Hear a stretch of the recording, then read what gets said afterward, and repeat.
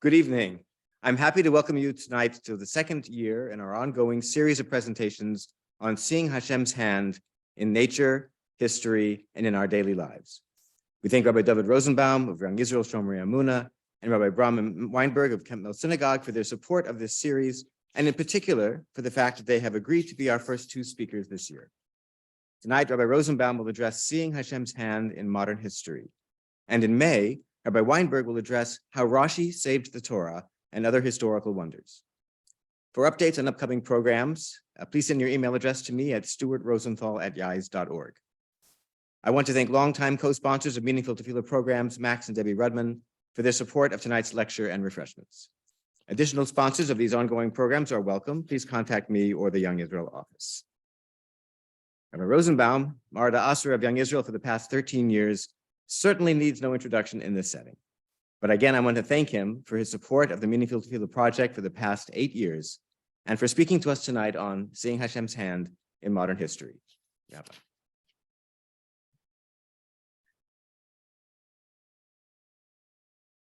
Thank you. Thank you very much, Stuart. Of course, this whole series is really your brainchild, your efforts, but this specific talk is very much thanks to your determination and creativity. Stuart, if I may say, if this is all right, if I say, yeah, isn't it great when you ask that question, the person has no idea what you're about to say? So Stuart and I have been speaking for a while about having people speak about from a historical perspective, and he would make a suggestion, and I would say, I don't think that's a good idea. And I would suggest something to him, and he would look into it and say, nah, it's not good. Kind of kept on going back and forth.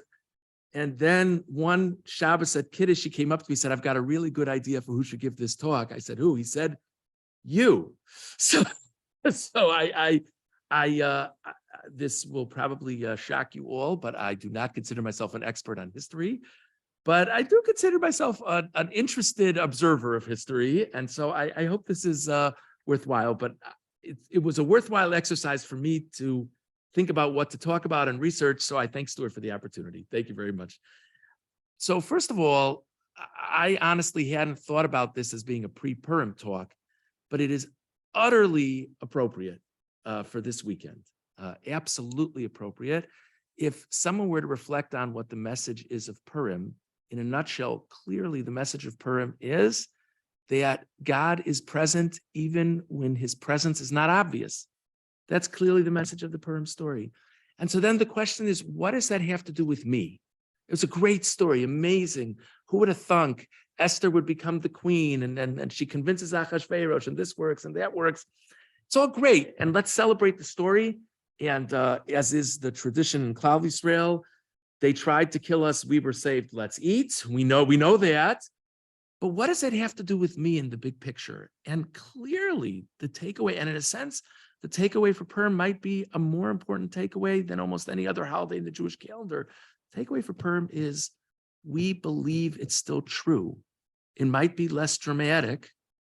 It might be that we don't have the same perspective that Mordechai and Esther had during the Purim story, but we really believe it's true. We really believe God is directing world events. So this topic is so appropriate for these days leading up to Purim. Before we get into sharing some aspects of history, which if for anyone who wanted to know where modern begins with 1944. But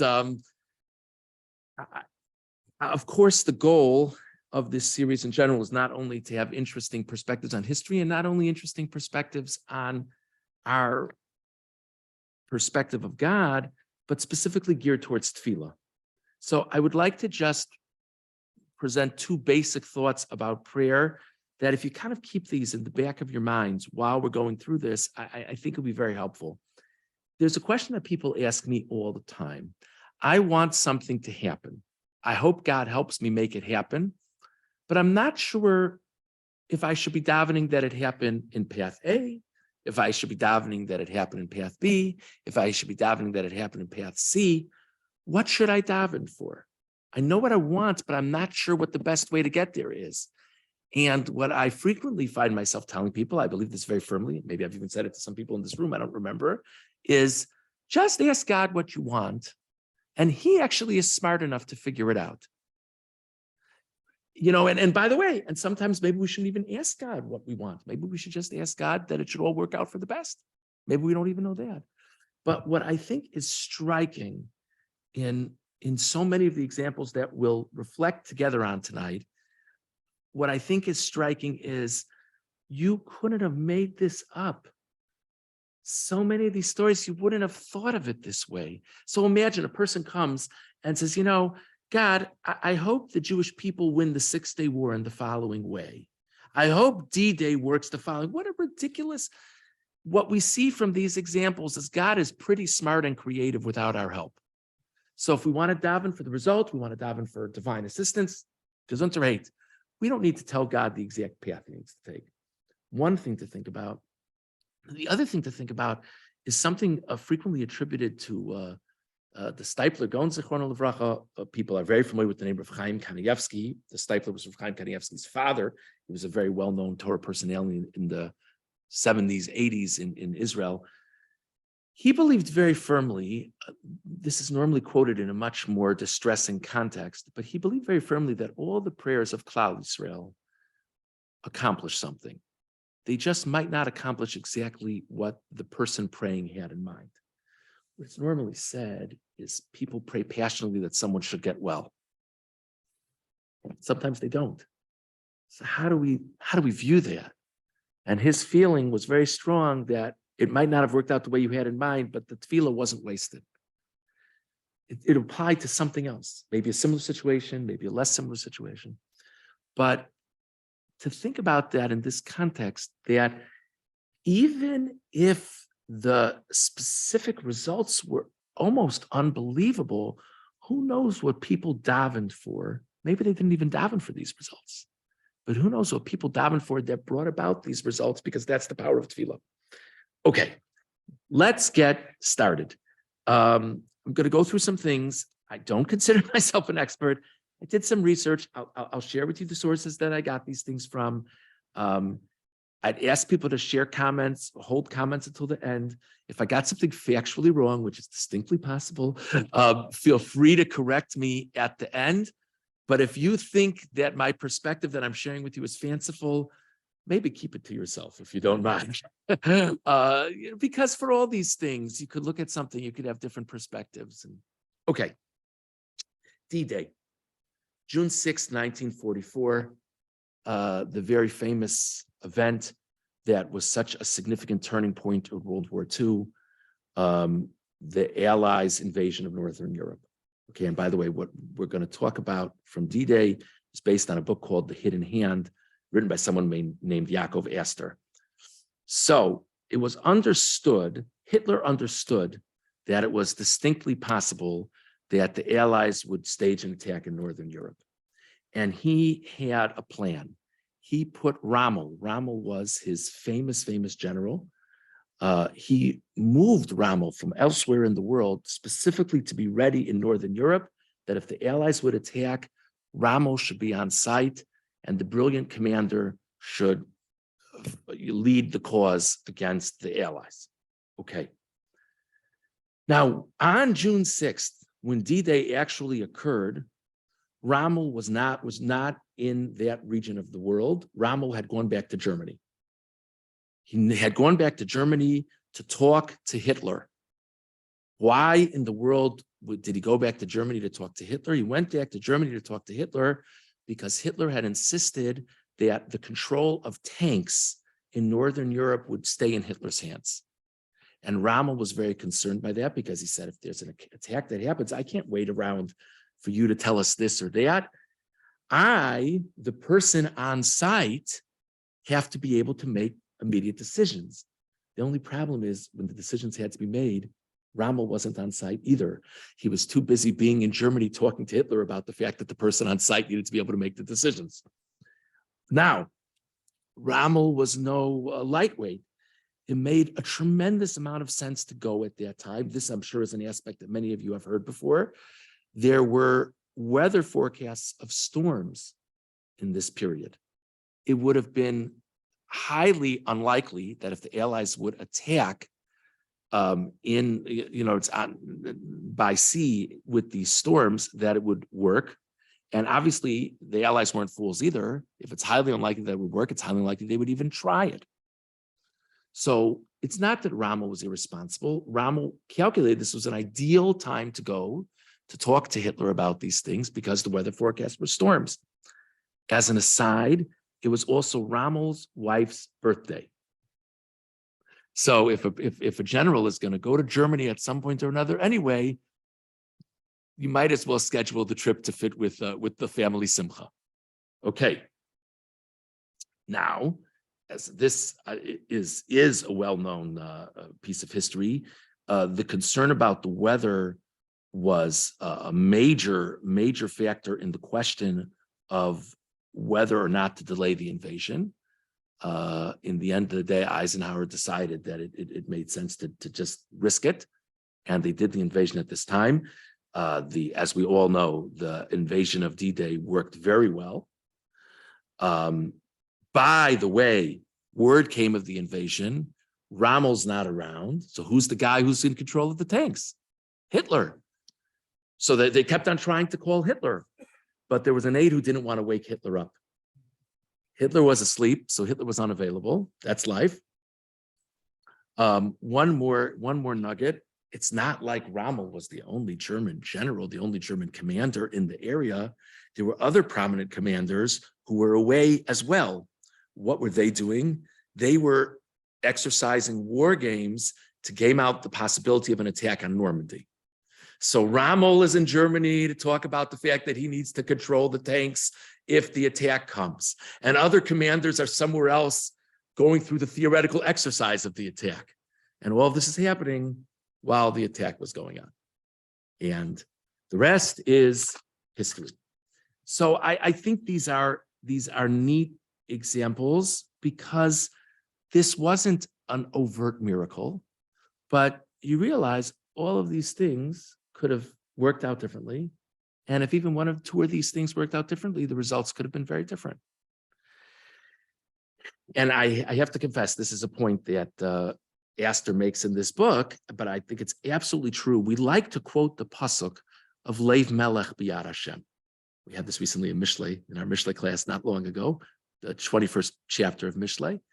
Leiv Melech B'Yad Hashem, that the heart of the king is in the hand of God, which of course means that we believe that God directs world events. But what does that mean? So I think many times people assume that what it means is there's some world leader who gets out of bed one day and had always wanted to do A, and then all of a sudden, God just plants something in his head. He says, my new goal is B. And that, of course, is possible. But what's neat about this example is nobody changed their mind in this example, but circumstances impacted people's decisions. Not bigadol, as we would say, not in the big picture, but bikatan, sort of in a small world kind of way, but it had major implications. So that's one example. And just to clarify, in my mind, the goal of these examples is just to strengthen us with the belief that, God really can control the world, and our tefillos really can make a difference. Okay, next example. This is all going to go in chronological order. I spent some time thinking about the brilliant order that I would put it in, and I couldn't figure it out. So I just said, we're just going to go in the order that it happened. Worked for God, it'll work for me. Okay, 1967, Six-Day War. Now, the things that I'm going to cite regarding the Six-Day War, actually, I found an article online from a person who was once a scholar in residence in our show, a fascinating person. His name is Rabbi Chaim Jachter. He writes about all kinds of stuff, very impressive person, but his, the information that I'm sharing here is in an article from him, but it's all coming from a book by Dr. Michael Oren, the past ambassador of Israel to the United States. And he wrote a book, 6 Days of War. Okay. So obviously, as we know, a key moment in the 6-Day War was, it was terrifying. It looked like the state of Israel had no hope. All of these enemies around were going to mount attacks against the state of Israel. and Israel staged a preemptive attack on Egypt. Specifically, many of the Egyptian planes were bombed by Israel, and that was a significant game changer right at the beginning. That began the Six-Day War. Okay, so I'm no military genius, but you'd kind of think that if your planes are important from a military perspective, it might be good to keep your planes inside in a hangar or something and not susceptible to enemies coming and bombing them. So it's so interesting. So Dr. Oren writes that there were plans for concrete hangars made of concrete in Egypt to store these planes. They had been presented, they had been approved, and for some reason they had never been followed up on. So imagine if Israel had this brilliant plan to stage a preemptive strike against the Egyptian Air Force, and all the planes were in, bomb-proof hangars. And the Egyptians had thought of that. The Egyptians planned on doing that, and they just never got around to it. Item number one. There were internal reports. It gives you, gives you so much chizuk that sometimes entities other than Jewish organizations could be disorganized, and also governments other than our governments, whether it be Israel, America, could have interesting questions posed on them. So listen to this one. Dr. Oren reports that there were internal reports within the Egyptian government that they should really wait an additional 6 months before staging such a war to appropriately prepare the Sinai front. That it wasn't, and remember, the Egyptians are starting all of this. Israel acted preemptively, but only because the Egyptians clearly were ready to wage war. So there were internal reports that we're not ready, because if we get into a fight, our front in the Sinai is not strong. But these were ignored. Okay. Just to give you a sense, there was an Egyptian general that came to the front to lead an anti-tank brigade. He found no artillery, no mortars, and he was able to scratch together 7 tanks borrowed from another unit, which only reinforces the idea that the Egyptians were premature in talking about war in the first place. Okay, this maybe some, maybe all of you knew. My wife knew this one. I found this fascinating. The Egyptians were planning an operation as a preemptive strike. In other words, what Israel ended up doing to the Egyptians had the same idea. So whatever the talk was about the war, the Egyptians were going to bring a preemptive strike on Israel. Okay. Now, the Israelis were very worried about this. As all this is going on, different world powers are trying to negotiate peace treaties and keep everybody calm, as always happens with the Middle East. So the Israelis were getting more and more concerned. The US keeps on telling the Israelis, we're going to work something out, we're going to work something out, we're going to work something out. The Israelis were getting very concerned that as the US is talking about we're going to work something out, the Egyptians are going to attack in the interim. So the Israelis said to the US, we think the Egyptians are about to attack us, and you keep on telling us to hold back. Now, the US was a little flummoxed by that concern from the Israelis. So the US began to discuss this concern with other countries. Word ultimately got back to Nasser that the Israelis are complaining that the Egyptians are about to attack. Now, the Israelis were just doing what Jews do well, worrying. But Nasser thought that the fact that the Egyptians were talking about, the Israelis were talking about this, meant that they had intelligence that he indeed was about to stage an attack, because he was about to stage an attack. And that spooked him out. So he said, we're going to hold off on the attack.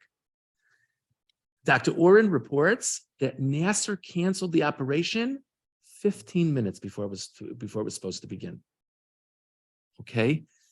Again, how this all plays out, the timing of that. So imagine if word would have gotten back 15, an hour later, you know what I mean? It was, okay, one more thing. This is the thing my wife told me she knew already. I'm sorry. one more thing. So Jordan had more sophisticated radar equipment than Egypt did. So Jordan detected the Israeli planes on their way towards Egypt. So Jordan, I mean, they're allies. This is what they're supposed to do. Jordan tried to warn the Egyptians that the Israelis are coming.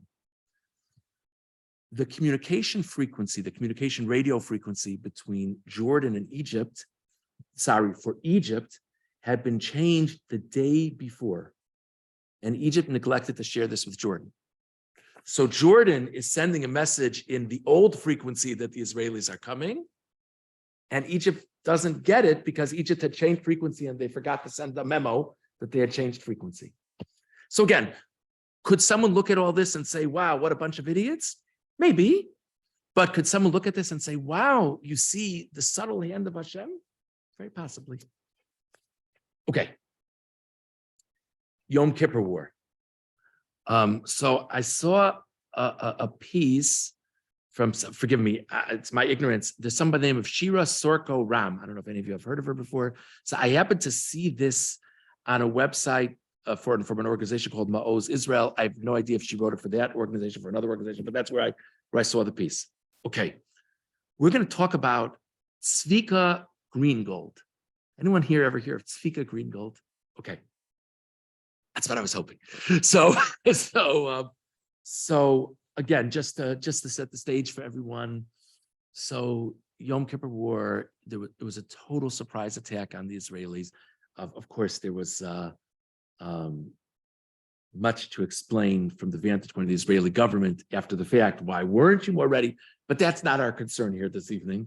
It was a total surprise attack, and somehow, some way, the Israelis pushed back and actually, gained from the Yom Kippur War, but a remarkable episode. So I don't know about any of you. For me, when I hear about the Yom Kippur War, it just seems like, wow, just the whole thing seemed remarkable. And I'm sure it was remarkable, but I just want to zero in. 21-year-old Lieutenant Tzvika Greengold was at his kibbutz in Western Galilee. It's Yom Kippur, and he sees Israeli jets flying overhead. And he realizes if Israeli jets are flying on Yom Kippur, this is no drill. This is the real deal. Okay, Tzvika hitchhiked 78 miles to the Nafa base in the Golan Heights. Shows up, he's ready to fight. He was a chayal. He's ready to fight. He's told there's nothing for him to do because there's no military equipment available. Okay, so he's welcome to tend to the wounded. If he's able to tend to the wounded, that would certainly be helpful. But that's all. We don't have any weapons. We don't have any, no tanks, no nothing. Can't help you. Nothing for you, at least. So Tzvika finds 2 severely damaged Centurion tanks off at the side of the base. This guy had a lot of chutzpah, Baruch Hashem. He radioed the base and he said to them, yeah, I've got a crew. I want permission to take tanks into battle. So they said, sure. So Tzvika fixes the 2 tanks, and he assembled a skeleton crew. Presumably there were other young men ready to do something and didn't have anything to do. He assembled a skeleton crew, and they went into battle with these 2 damaged tanks that he fixed up a little bit. Okay. 20 meters in, he confronts a Syrian tank. He fires on it, and the Syrian tank goes up in flames. Great. But from the force of his firing, his tank broke down again. No, he's schlepping a bucket of bolts. So his tank broke down again after he succeeded on one, but now it's, so he sent that tank back. And so now we just took this one remaining tank. Okay, now I'm reading this off of look into it for yourselves. I can't verify it. He proceeded with his lone tank and found an army of 600 Syrian tanks coming forward.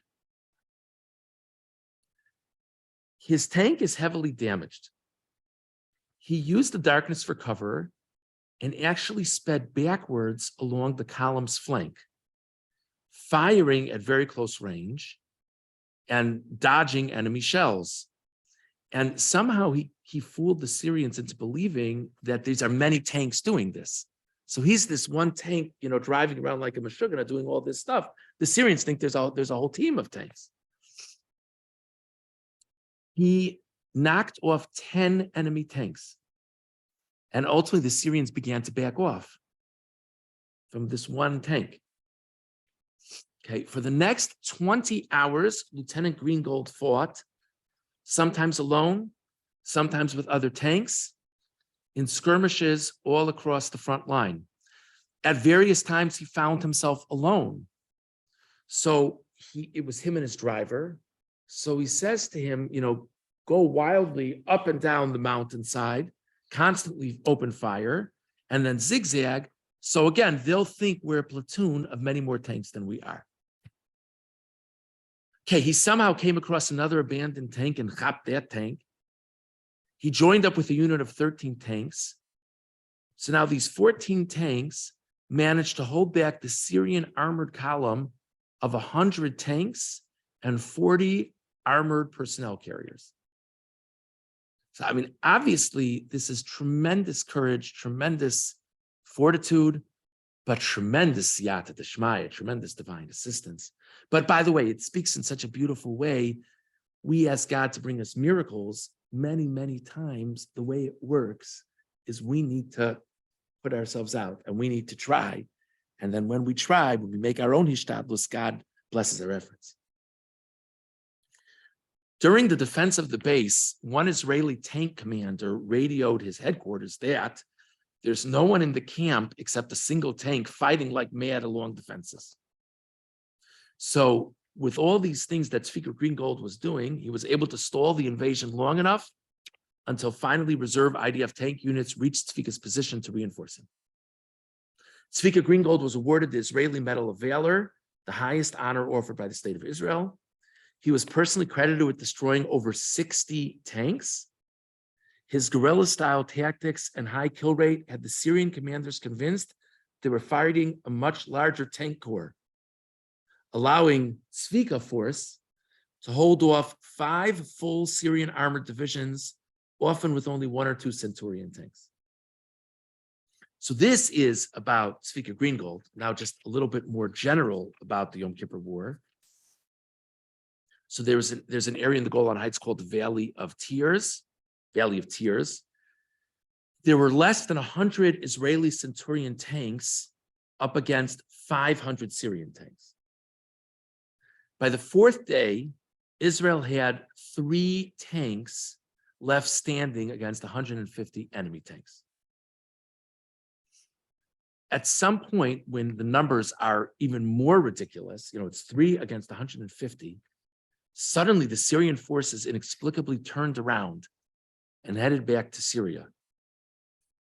This was a tremendous mystery on the Israeli end. Like, why did they turn around? Why didn't they just keep on fighting?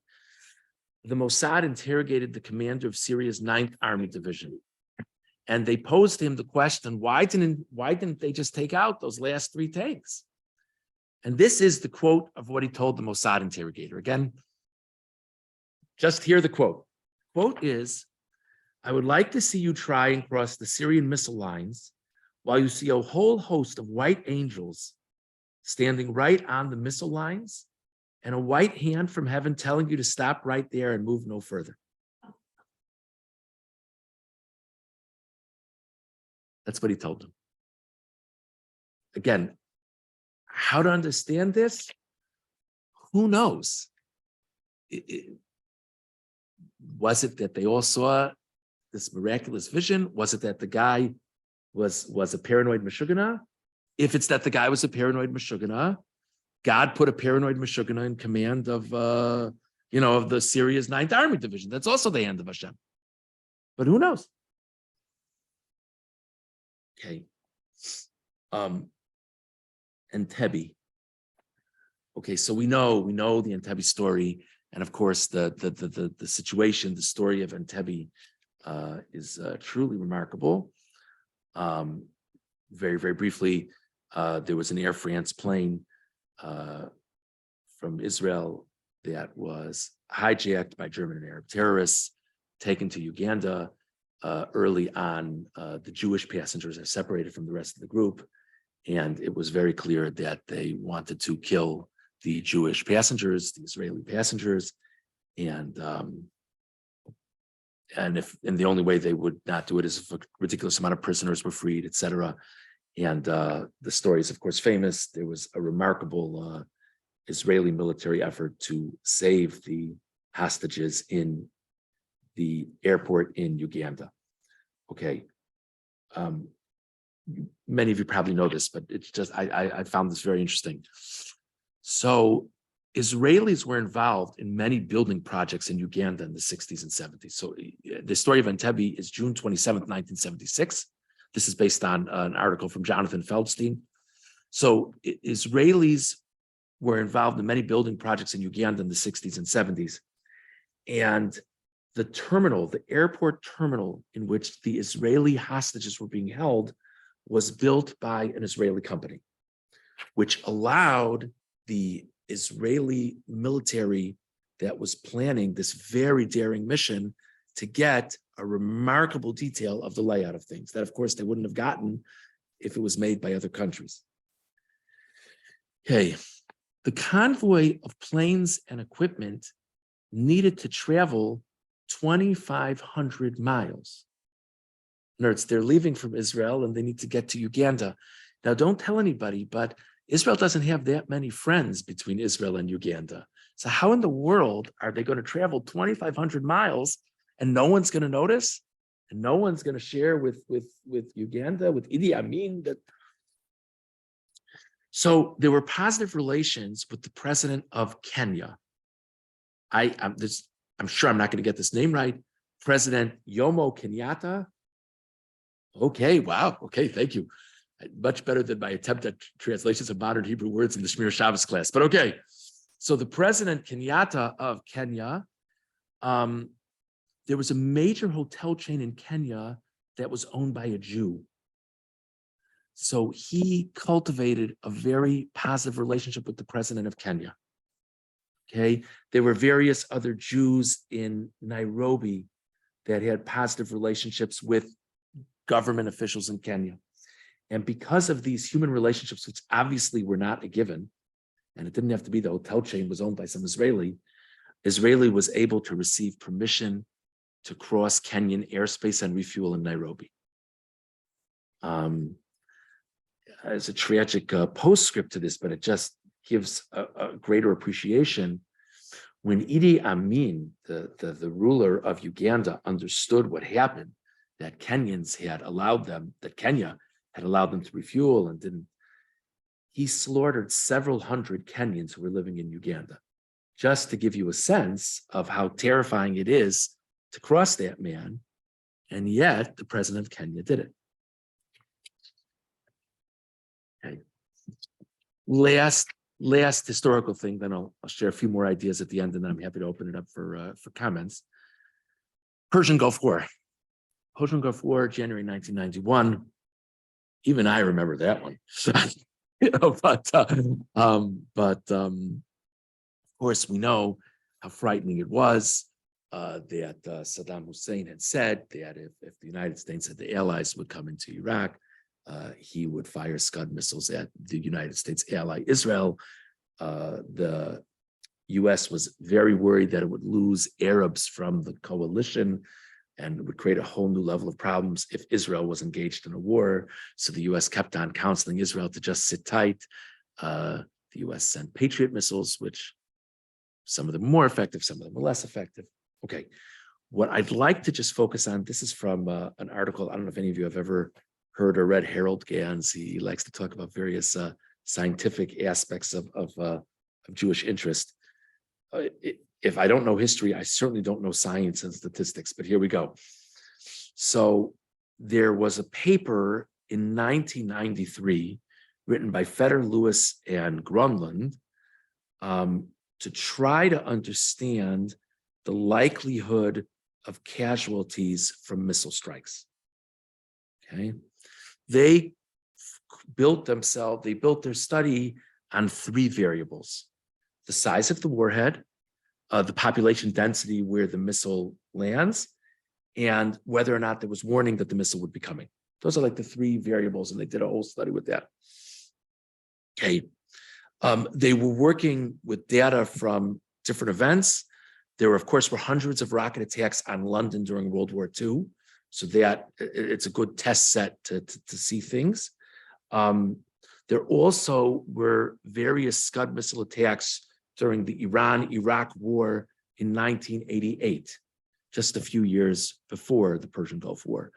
So they had whatever concepts, theories, and it's run against these events in history. Based on their findings from World War II and the Iran-Iraq War, and applying their formulas, let me back up for a second. I apologize. 39 Scuds were fired at Israel. 14 exploded in highly populated residential areas in Tel Aviv and Haifa. Based on their statistical studies, it should have resulted in 21 deaths and 61 serious injuries. The actual statistics were 2 deaths and 11 serious injuries. The total of all 14 explosions in Israel were less, the total damage of all 14 explosions in Israel were less than the average damage from any of the missiles in London or Tehran. Handful of Scuds exploded in Saudi Arabia during the Persian Gulf War, and from that handful of Scuds, 29 people died. 13, again, I repeat, 39 Scuds were fired on Israel, 14 in highly populated areas, and 2 people died. The paper says there's anecdotal evidence that luck was a significant factor. So we could come up with a word other than luck, I think. In Tel Aviv, a total of 28 buildings containing 118 apartments were destroyed. 2,493 apartments were heavily damaged. In Haifa, 1,700 apartments were seriously damaged. And 2 people died and 11 people were seriously injured. So it would seem the scientific answer is either luck or Hashem. And just, I think an appropriate postscript here is, I'm sure many of you remember, the Persian Gulf War ended on Purim. It's an interesting thing to think about. Okay. Just a few more comments about tefillah. There's back to this idea that we began with, that we daven for things, and even if we don't even necessarily understand what we're davening for, if the results come out, even if we feel like our tefillos weren't answered, it could be that tefillos are applied in a different context. Something we spoke about. I think it's an interesting way to think about these remarkable events. There's a very interesting story in the aftermath of the 6-Day War. There was a tremendous tshuva movement in the aftermath of the 6-Day War in Israel, understandably. I mean, we were just talking about the parent hand of God. And somebody asked, and forgive me, I forgot to find who this story is attributed to, what rabbi, but someone asked a prominent rabbi at the time, you know, like, what do you make of this? Again, there really hadn't been a significant tshuva movement in Israel before that time. He set out, again, the history of the moment is of course very significant, but he suggested something else as well, that after the Holocaust, there were so many people whose children, tragically, but also understandably, left Yiddishkeit. You know, they left observant Judaism because they were so angry at God for what they saw, he said, you know how many people davened that their children should come back to Yiddishkeit? So this rabbi suggested that the tefillos were fulfilled in the next generation. Just an interesting thing to think about. So in terms of tefillah, so this is all really neat, but where in the siddur does this connect to? In the siddur does this connect to? So of course, there's nothing to stop us from saying to Hashem, you should help with this, Hashem, you should help with that. Certainly, before a person takes 3 steps back, they can certainly say whatever is on their mind in Hebrew, in English, in whatever language they want. But In terms of a bracha to focus in the Shemona Esrei, it's very interesting. There's a bracha in Shemona Esrei, Goel Yisrael, that God is the Redeemer of Israel. Re'evon Yenu, see our affliction, Riva Rivenu, fight our fight. And the bracha ends that God is the Redeemer of Israel. What's that talking about? So it could be that on the face of it, a person assumes what that's talking about is God bring the ultimate salvation of the Jewish people, but the ultimate redemption. The only thing is there's a lot of other places in the Shemona Esrei that we talk about the redemption in one way or another. So various Mefarshim say that bracha is not about the coming of Mashiach. It's talking about getting the Jewish people through whatever problems of the day. So, whatever it is, we're concerned about anti-Semitism in the world. God, there are people who want to do a sin. We're concerned about things going on in Israel. We can have in mind in Re'evon Yenu. I'll just mention, I know that about Re'evon Yenu because it was discussed in an earlier session of the Meaningful Tefillah Initiative. I gave the class, but I learned it there. But one idea. There's another idea. It's very interesting. The Gemara says, you ever wonder why we say Hallel on Rosh Chodesh? Like Hallel is theoretically something, would seem to be something that we say as a response to great things that happened in our lives. So Rosh Chodesh is really amazing, and we feel very fortunate to have this designation of the month. But why do we say Hallel on Rosh Chodesh? So Gemara says a very interesting thing. The Gemara says it's al kol tzara shelo tavo, that it's sort of like proactive tefillah. In other words, it's before there are problems that we're worried about.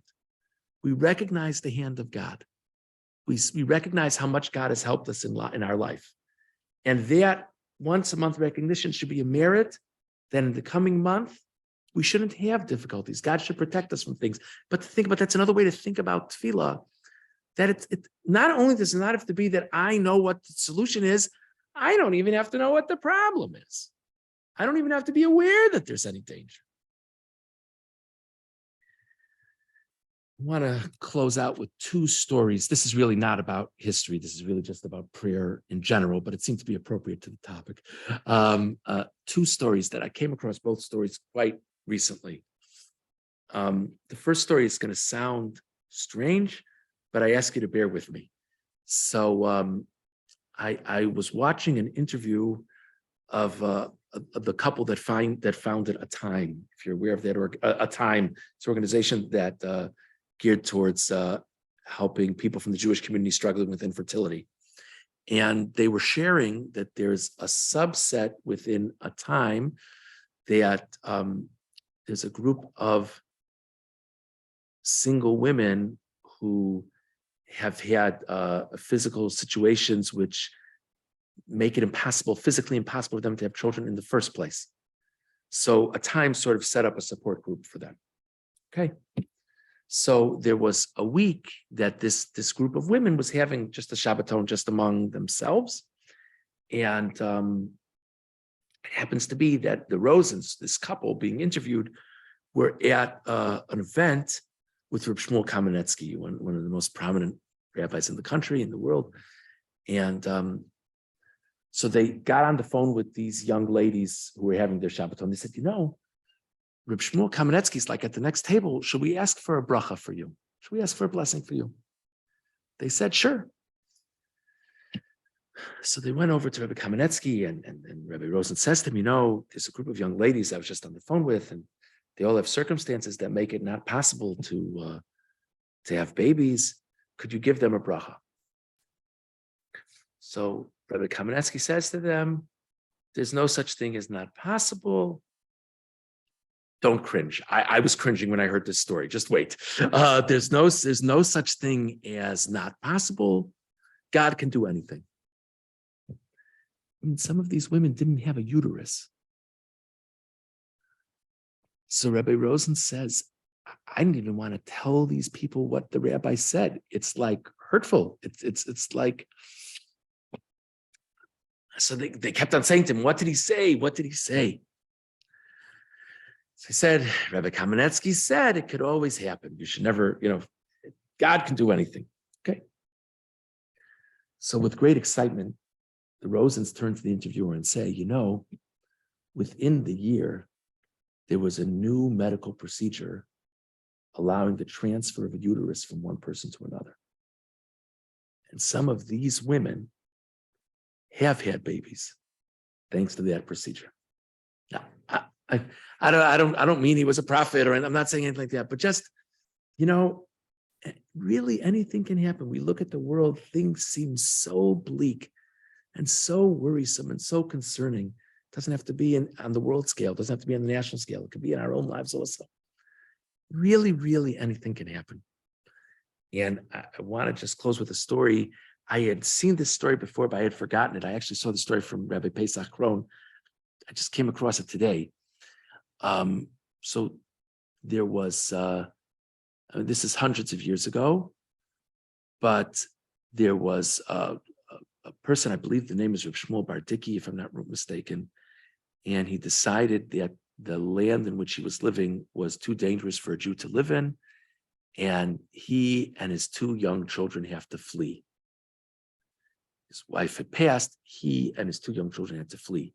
And they hired some fellow in a rickety boat to sail them across whatever body of water to get them to safety.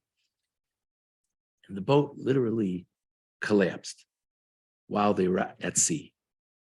They're a quarter of a mile from the shore to the shore that they wanted to get to. And there were safety rafts, escape rafts, but there weren't sufficient escape rafts. One of the criticisms of this boat was he piled way too many people in, and that's why it collapsed. And then there wasn't sufficient escape rafts. So this Reb Shmuel finds himself in the water with his two children. And one of them is exceptionally young, and one of them is a bit older, but neither one of them could swim very well. And there's nobody to save him. He's got to swim to land. There's no other way for him to survive. He can't swim holding two people. It's not possible. He can make it if he holds one of his children, but he can't make it holding two. So what a terrible moment. What's he supposed to do? So they have a whole back and forth, beautiful. I'll save this, but the bottom line is he finally decides that hopefully the older child has at least more of a hope of swimming and surviving. The younger child, there's no hope. So he's going to take the younger child. And he's about to let the older child go, to release him. And the older child starts screaming and crying, you can't, please, Father, don't let me drown. He can't let go of him. He just can't. He can't do it. So he says, I'm just going to have to try. So he tries to swim holding both children. And somehow, some way he makes it to shore. And he totally collapses once he makes it to shore, but they all survived. All three of them survived. And after he regains consciousness, the older child, who knew he was about to be left at sea, is profusely thanking his father. Thank you so much. You saved my life. You saved my life. And his father says, I didn't save your life. You saved your life. I couldn't let you go because of how you were screaming and begging that I hold on to you. It was your screaming and begging I was ready to let you go, but your screaming and begging saved your life. There's so many things for us to daven for. It could be in the world. It could be for the Jewish people. It could be for our community. It could be for our family. It could be for ourselves. We should never stop screaming. We never know. And I think thinking about these events, though these events, generally speaking, around the national scale. By the way, the story with Tzvika Greengold was not only on the national scale, and the story with the salvation from the missiles, from the Scuds, was not only, it was on a national scale, but it was individuals that were saved. I think it reminds us, when we think about stories like this, I think it reminds us that Hashem really is there. Hashem really is ready to intervene. But if we think about all these things, hopefully it galvanizes us and encourages us to daven all the more meaningfully. May we all merit powerful tefillah. Thank you very much. Rabbi, I'm going to ask questions. Any questions, Rabbi? Mom.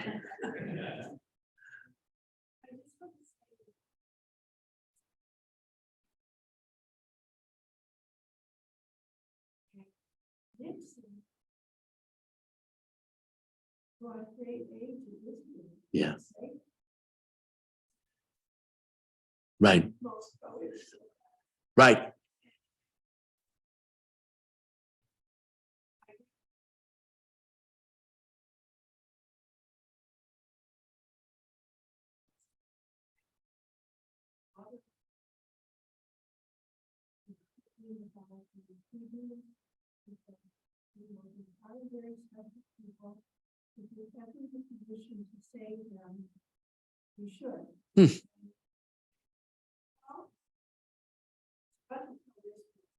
Yeah.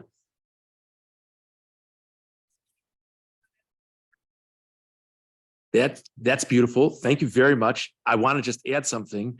I was deliberating whether or not to get into American politics, but here we go. No, but I want to just add something, and I don't think it's at odds with what you're saying. What many say was the story with Nixon was it was a way to get the heat of Watergate off of his back. But if that's the case, then it also has to do with a timeline from God. It could have happened a little bit earlier, it could have happened a little later, and maybe it has to do with what his mother told him, and maybe it has to do with both. I'd be inclined to assume that his mother was very impactful on what he did down the road.